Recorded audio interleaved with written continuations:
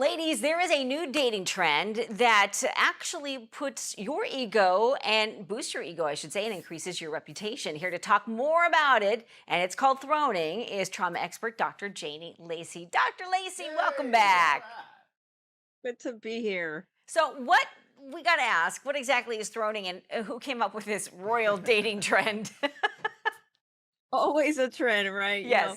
When we look at this throning, it's essentially just dating someone for their status, their social position, or their influence that instead of genuine connection. So we want to think of it as the modern evolution of what we used to call social climbing through relationships. Aha. And Andrea, when I think about this terminology, I think it's even though it's relatively new and in popular culture, the concept isn't, right? So we know that this behavior throughout history, when we think about royal courts to Hollywood, is always has always been there. And when we think about also social media, right? Social media is amplifying this phenomenon, making statuses and influence more visible and quantifiable than ever before, including like dating apps and Instagram. It's essentially created this digital kingdom where people can strategically align themselves with others that have maybe more followers or desirable lifestyles. Yeah, I can just think of words like, status and thirsty and this, that, and the other thing. And Mitch and I were talking about this during the break. This seems like it's all about like dating upward, right? And you mentioned social status.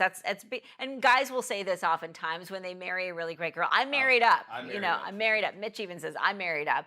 Have you seen any hilarious or outrageous examples of someone clearly throning on a date? In my practice, I've probably seen a lot of examples, but some ones that stand out to me is some ones that where, in particular, there was someone where it really reveals deeper issues, right? But remember, one client shared that her date spent the entire evening strategically positioning them to be photographed by Oh, paparazzi outside of a celebrity hotspot. And she was saying that he literally moved their outdoor table like 3 times to ensure that they were in the background of the photos being taken for a reality show no. at the next table.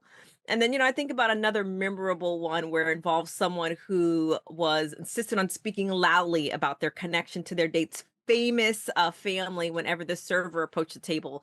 And she would say that, it was a dramatic because they weren't even talking about that. So he would say, well, remember about your cousin who won that Oscar winner? So like, stuff like that where people are just doing stuff to kind of show, puff themselves up in those examples. But to me, it's amusing for us.